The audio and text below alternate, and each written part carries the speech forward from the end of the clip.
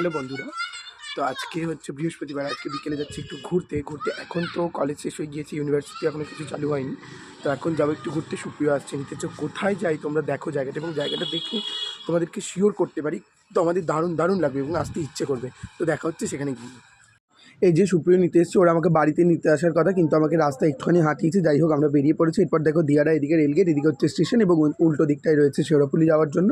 তো এরপর আমরা যেখানে ঘুরতে যাবো সেই রাস্তায় চলে এসেছি। এই দেখো, এইটা হচ্ছে সেই মাঠের রাস্তা। এই জায়গাটা এতটাই অপূর্ব সুন্দর যে গেলে সেখান থেকে আসতে ইচ্ছে করে, এবং বিকেলবেলা তো তার সৌন্দর্যটা আরোই বেশি বৃদ্ধি পায়।